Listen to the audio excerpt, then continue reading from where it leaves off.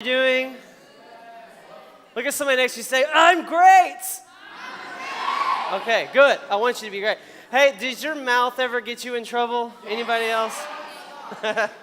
Do you know somebody, though, that has like the biggest mouth, the huge? Look at the person next to you and say, don't be a big mouth. Don't do it.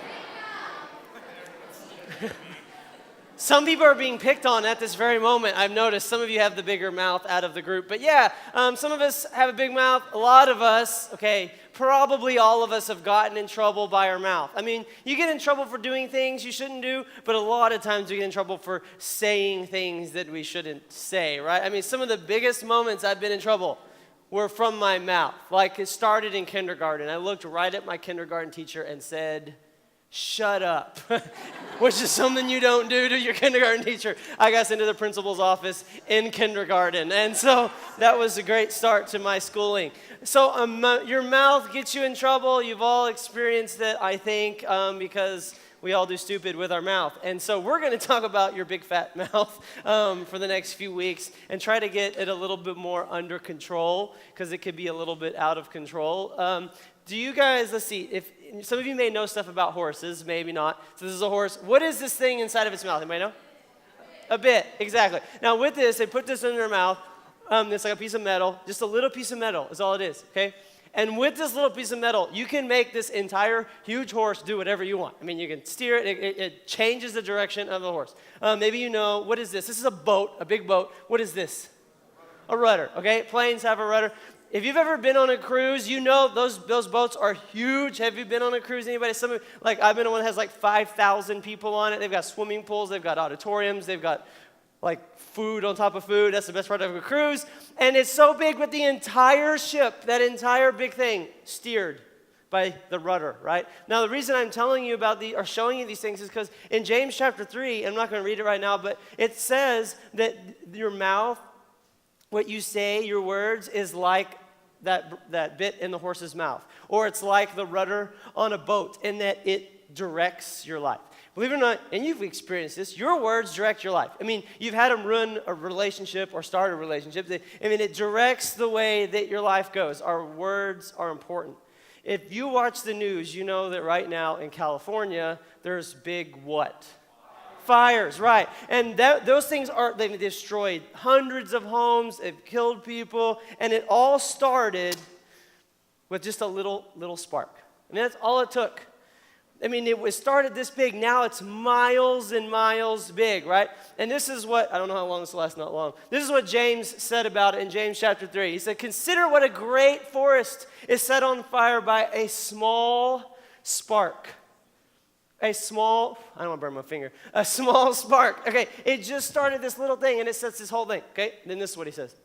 The tongue also is a fire. Now, when he says the tongue, he's not talking about the literal. He's talking about the words that you make with your tongue, okay? Your words is also a fire. It corrupts the whole person and sets the whole course of his life on fire, okay? Some of you have set your life on fire with your mouth, so you know exactly what I'm talking about. You were grounded for 3 years, and because of what you said to your mom and you said to your dad, you can set your whole life on fire. Relationships are ruined. Situations are totally messed up because of this, because of our mouth. So I want us to learn how to handle this thing that has the ability to direct our life, the ability to steer our life in another direction, and actually the ability to burn your life to the ground. So we want to make sure that we are handling that properly. And so we're going to talk about it until we get it right. So it'll probably take 3-4 years until we all get our mouth right. But we're going to get it. No, it won't be that long. We're just going to spend a few weeks talking about it. So tonight, I want to talk to myself mostly because I want to talk about something that I struggle with my mouth, like on a daily basis, okay? Cussing. No. Now, see, some of you would be totally freaked out if it was that, like, BJ cuss. Oh. But I mean, you do it, you don't care, but if I do it, it's a big deal. But that's not going to be it, though, okay? It's complaining. Okay, and complaining is for me, like, I really do struggle with this on a daily basis. So when I say that I'm talking to myself, the entire time I was preparing for tonight, I was like, man, I need to pay attention, okay? Because this is something that I really deal with, and I complain a lot. And it's easy to complain because I'm really good at it. And I can find something wrong with anything.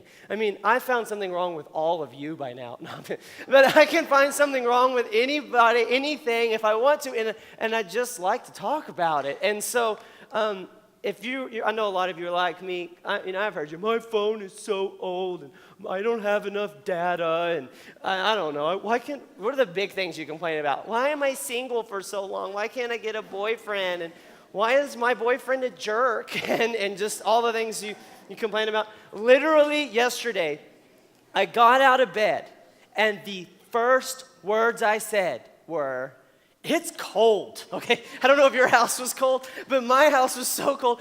I started the day complaining. The first thing I said was a complaint about the weather and the temperature of my house. I mean, all I have to do is say, "Alexa, turn the heat on," and it would turn on, but I still had to complain. I have one of those things anyways. I started my day. So, okay, was anybody willing to admit with me that they complain a lot? Anybody? Okay, good. I'm glad I'm not alone. I was feeling a little alone up here. So, I was reading my Bible the other day, and we're going to look at this verse in a minute, but I read this verse that said, "Do everything without complaining." And I was like, okay, I can handle this. I'm going to go a day without complaining. I'm going to make sure not one time do I complain. So then I left work, and I was in the car with my wife, and I remember I was driving. And I was sitting in silence because all I could think about was this person that was driving me crazy. Do you have anybody that drives you crazy? Yes. Why are you letting them drive? But anyways, that's another discussion. They're driving me crazy. I shouldn't be letting them drive my emotions, but I did. And I literally just had to sit in silence because if I talked, I would just complain. It was just right there. And so I'm trying as hard as I can. And finally, I said, "Well, I don't mean to complain, but..." Now, if somebody ever says that, I don't mean to, they're about to do exactly what they're saying. I don't mean to. Okay, so I said, "I don't mean to complain, but..." And then it just came out. "Oh, this person, blah, blah, blah, blah, blah, blah." And on I went. And she was, real nice and "Oh, yeah, agreeing with me and all that. But it's so easy, okay? But here's the thing. When we're complaining about, "My Wi-Fi is terrible. It's like, doesn't even reach my room," or "There's nothing good on Netflix anymore. There's no more original content that's worth watching," or "My parents won't let me watch the original content because everything that Netflix makes is trash," or "The weather is awful." All the stuff that we complain about, it's not really the stuff that's the problem. It's the problem is that we have started to lose sight of, take our eyes off of the goodness that God has done in our life. We have taken our eyes off the grace, the good things He's provided, the blessings that we have, and we focused on ourselves and on our problems. We're looking at, "Oh, what about me?" And we focused off of what God has done. And when we refocus on what He is doing, we get rid of the complaining. Now, not only is complaining a sin, okay, and something that God really dislikes. There's some crazy stuff that happened in the Old Testament. The Israelites complained, and He sent fire to burn some of them up, okay? Like, He really didn't like it. Another time they complained about their food, so He made them eat so much birds that it started coming out of their nose. Which probably means that He made them eat until they threw it up, and they were throwing up so hard. I don't know if you've ever thrown up that hard, but it can literally come out your nose, your throw up. So, okay, so let's not talk about that. So that is, why did that happen? Because they complained. So God doesn't like it, but not only that, complaining does some really devastating things to your life. And perhaps one of the biggest ones is this. Do you know it is pretty much impossible to be happy and complain at the same time? So I can get bad service at a restaurant and be happy. I cannot get bad service, complain, and be happy, okay? Or the more I complain, now it feels good, I'll be honest, because it feels good sometimes because you're talking bad. "Oh, man, they stink. They know what they're doing." And, blah, blah, blah. And you're like, "Ugh," it feels good. But at the same time it's feeling good, what's happening? My joy is going down. My stress is going up, okay? And it's hard to be happy and complain at the same time, so it steals your happiness. And it takes away from the actual good things that are happening because it hyper-focuses you on that. And the next thing is, and I don't have a verse for this, but I don't think that it is possible for you to have faith for something from God and complain at the same time. Think about it like this. I hear people say something like, well, there's just, this is a girl, okay? There's just no good guys left. All the guys are jerks. There's no good, they're all terrible, and they're all awful. Dear Lord, would you just help me find a good guy? Now, wait a minute. You just complained that all guys are jerks, all guys are awful. God, would you help me find a good one? Okay, do you see how that doesn't work? You can't sit here and complain all day and steer your life that way and then ask God for something else. I'm just so bad at math. I'll never pass math. I will always be bad at math. God, help me pass this math test. That prayer is not going to be answered, and I will tell you why. Because you just spoke the complaining unbelief. I cannot say, I'm going to always be bad at math. God, help me with math. It doesn't work. You see? So when I'm complaining, this is what it literally is doing. It is stopping God from moving in my life. If he was wanting to bless me in some area, he can no longer do that. Did my voice just go really high? Do that. He can no longer, I thought I got out of that stage of life. But anyways, come on, 7th grade, you know what I'm talking about. So, I can no longer believe when I am complaining. So we need to deal with complaint. And it would be super easy for me to beat up on you for this because we all do it. In fact, some of you have done it on the way to church. You've done it since you've got here. The way here, these people are driving so slow. I wish they'd get out of my way. And this drive-through is taking too long. And why is it always so cold in there? And they didn't do the song I liked. And how come he was playing drums? That was weird. And I just all this different stuff that we just start talking about and complaining about, and we just do it all the time. And so it'd be easy to make us all feel really bad, but that's not really my goal. And in fact, I told you, I decided I was not going to complain for a whole day, and I didn't even make it a whole day. And there's a reason why. There's a reason why some of you have tried to stop saying mean things to one of your brothers or sisters or your mom or your dad, and you just keep doing it. There's a reason why some of you have tried to stop cursing, and yet you just keep doing it. You tried. You said, I'm not going to do it today. And then you did. And I want to show you why. It's the same reason that I tried to stop complaining, and I kept complaining. Because it's not just here that's the problem. Okay, there's something deeper. This is what Jesus said about your words. He said, for out of the overflow of the heart, Matthew 12:34, out of the overflow of your heart, your mouth speaks. So in other words, if I'm kind to somebody, kind words are coming out, and I'm like, oh, you're saying nice things. That's because there is love, there's kindness in my heart. If I'm being a jerk to somebody, that is because there is anger in my heart. And out of the overflow of what's in here comes those things. So whenever I say something and I say, oops, I didn't mean to say that, Jesus would be like, actually, that was in your heart, and that's why it came out, okay? So, and when I'm complaining, that is because of something that's in my heart.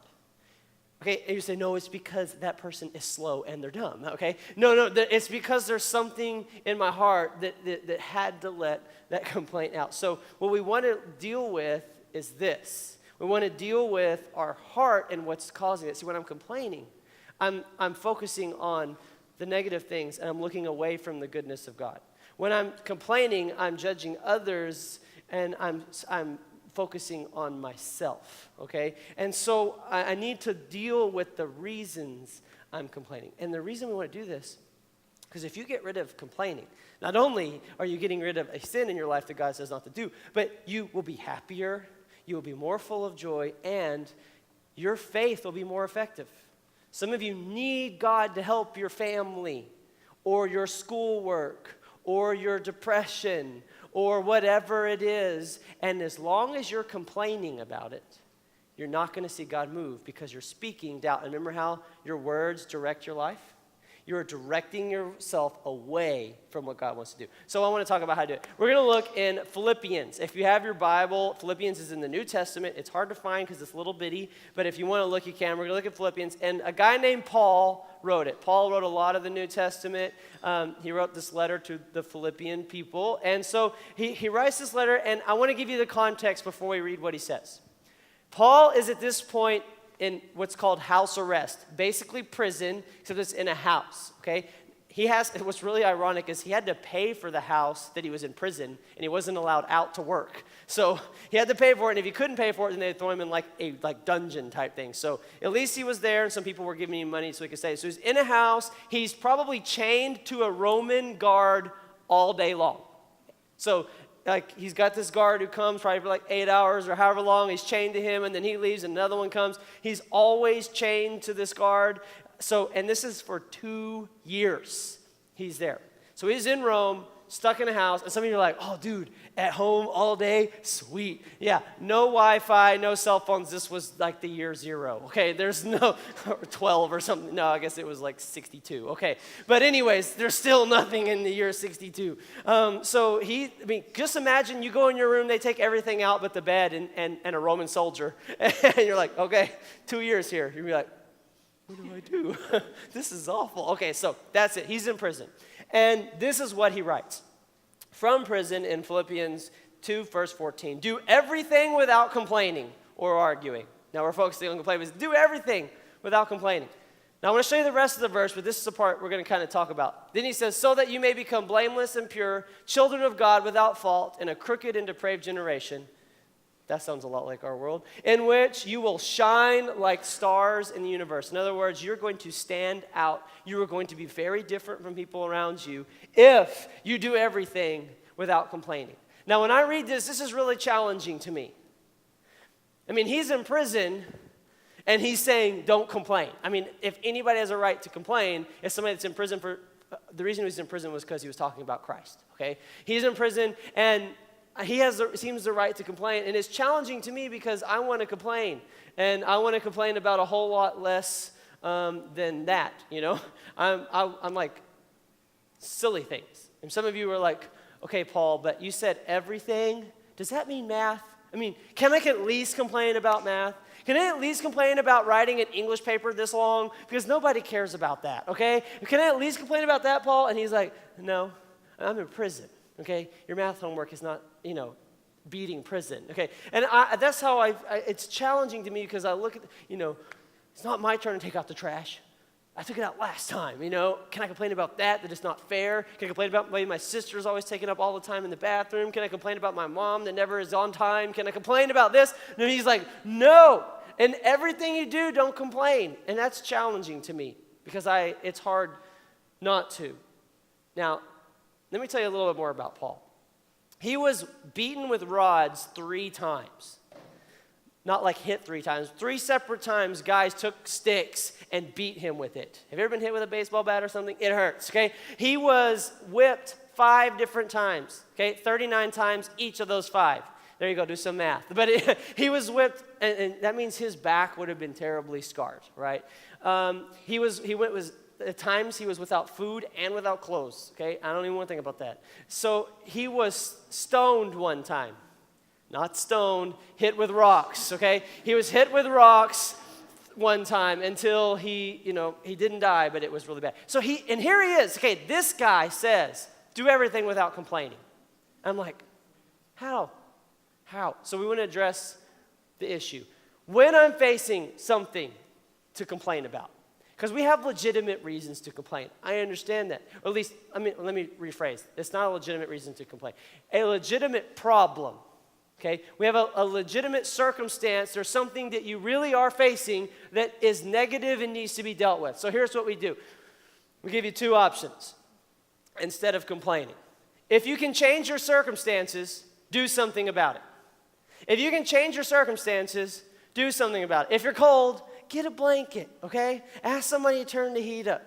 It's always cold in here. Well, bring a jacket. You know it's going to be cold, right? If you can do something about your circumstance, do something about it. I was talking to someone the other day, and they're like, my friends are always stabbing me in the back. Like, every single time, and I finally, we were back then they stabbed me in the back. I'm like, get some new friends. Do something about it. These are not people to be friends with. Change. If you can change your circumstance, do it. Don't complain about it. Change it. But we can't always change it, can we? So if you can change your circumstances, by all means, get out of the circumstances. Unfortunately, the state of Texas says you have to take math, science, English, and history, and one of those 4 you probably hate, okay? I understand that. So there are things that you cannot change unless you want to drop out and be one of those. So if you can't change your circumstances, change your perspective. If you can't change your circumstances, you need to change your perspective. You need to change the way that you look at it, the way that you think about it. Now, one way you can do that is realizing and making yourself realize how blessed that we really are. Okay, I was just listening to this interview of this lady who came out of a country where she was from. Girls were not allowed to go to school past third grade. So they went to about third grade, and then that was it. And the reason was because they didn't think it was worth giving girls an education, because girls were for baby making. And so when they got to be about 13 or 14, almost all the girls in her village where she was from would be pregnant at that point by an older man who probably didn't want to be with her. And that was what they were for. They were not allowed to go to school. Now, luckily for her dad was rich, sent her to another country, okay? And she was able to, and now she goes back and tries to help girls get out of the situation. But here you got all these just tons of girls in that situation, and we're like, oh, I hate math. I mean, they're like, can I go take math? You know what I mean? When you realize how blessed that we are, that we get to succeed and get to have an education, do you realize that there are people that dream about having a bed to sleep in? There are people that dream about having a house or a car. They've never ridden in a car. Rich people ride in cars, you know? And we have so much blessing. If we could change our perspective and realize how much good that we actually have, it would change the way we complain, because we really do have so much blessing. Now, Paul changed his perspective. He's in prison, right? So let me show you what he did. So here he is. He's in prison. I'm going to go back to Philippians chapter 1. This is just one chapter before. He says, Now I want you to know, brothers, that what has happened to me has really served to advance the gospel. Now, what has happened to him? He's in prison. That's what he's talking about. This me being in prison has helped to advance the word about Jesus. As a result, it has become clear throughout the whole palace guard and to everyone else that I am in chains for Christ. Now, this is great. Here he is. He's chained to a guard every day, right? And every 8 hours, he gets a new guard, and it comes in, and guess what he's got? A captive audience to hear about Jesus. I just see this guard coming in, and Paul's like, so, let me tell you about Christ. And the guy can't leave. He's got to stand there for 8 hours while he tells him about Jesus. And by the time this is after 2 years, this entire palace guard, I guess it's the palace, I don't know if it's Caesar's or whose, but has heard about Christ, and he's like, this is good. I'm in prison. This is good. People are learning about Christ. And then he keeps going, and he says, because of my chains, because I'm in prison, most of the brothers in the Lord have been encouraged to speak the word of God more courageously and fearlessly. He's like, my being here is encouraging other people to be strong, encouraging other people. He has changed his perspective about prison. And then he says, a couple verses later, he talks about some more of it, and he says, because of this, I rejoice. Because he's in chains, and because of his new perspective, he can say, I rejoice. Now, can we get a perspective about some of our stuff that we could say, I rejoice? What is rejoice? That means to be glad, to say, yes, okay, to give thanks, to be happy, to find something to rejoice about. That was his perspective. He changed his perspective so that he could rejoice.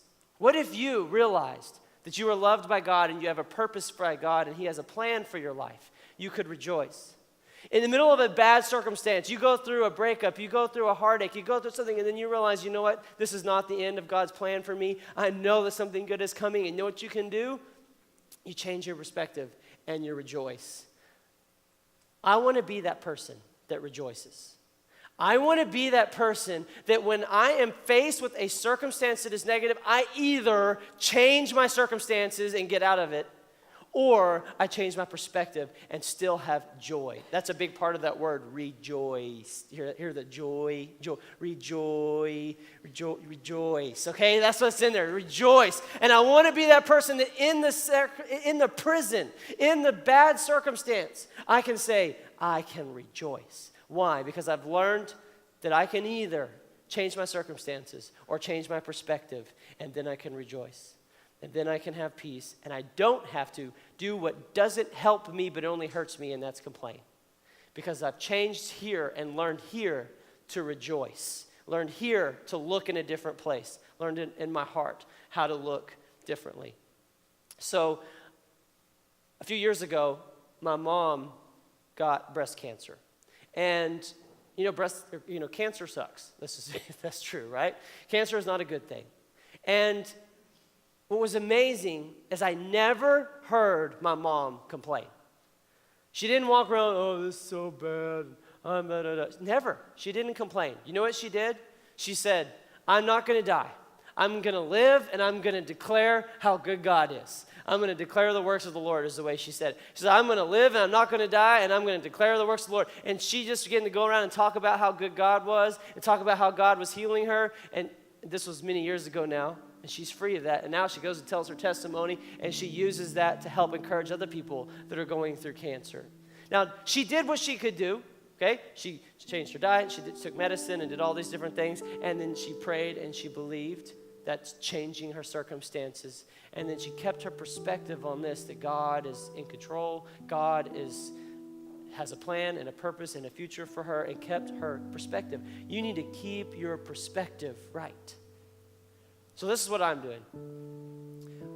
When I have a circumstance that's a person, because that's most of our problems, am I right? Okay. I pray for the person. Not pray about the person, different, because it's much nicer. Lord, help my math teacher somehow not come back. I mean, I don't know. It's like, okay, no. It's, would you bless this person, Lord? Would you just help draw their heart towards you? If the next time you were about to complain about somebody, you prayed for that person instead, I'll tell you what would happen. Your perspective would change about that person. When there's a circumstance, I try to change it if I can. And I'm trying to, this is a refocusing of my mind and my heart. When I'm about to complain, I go, can I change this? Or am I just going to complain about it? Because that's stupid. Why would I keep complaining about it if I can change this? So I'm going to ask myself, can I change this? No, I can't. All right. Then I'm going to change my perspective, and I'm going to look for what God wants me to see. And I'm going to look for the good that he's done in my life. And it's going to bring joy, and it's going to bring faith, and it's going to enable God to do more in my life. Now, I know that right now there's some of you that have a circumstance that you can't change. You can't change if your parents are fighting. You can't change if you're really struggling with something at school. You can't change if someone you know is sick. You can't change these things. So instead of complaining, let's do two things. Let's change our perspective. But you know what? There is a way that we can change even those things. It's by faith. Faith moves God in those situations. So what we're going to do is we're going to pray. And if you have a circumstance that needs to change, your perspective needs to change, and the situation needs to change, we're going to pray. And don't complain, because that's going to undermine your faith. But believe and pray and ask God to move in that. Father God, I just ask that you would just help us, help our hearts to just look at you and to believe and see the good things you've done, and to not focus on the things that we complain about, to focus on those negative parts of our life. But Lord, to see the goodness, to see the grace that you've given us, to see the hope that we have in you. And I just ask that you would help every one of us to clean out the selfishness from our hearts, to clean out the doubt from our heart, to clean out the things that are causing us to complain, and help us to find a joy and to truly rejoice in you. And I thank you for it in Jesus' name. Amen.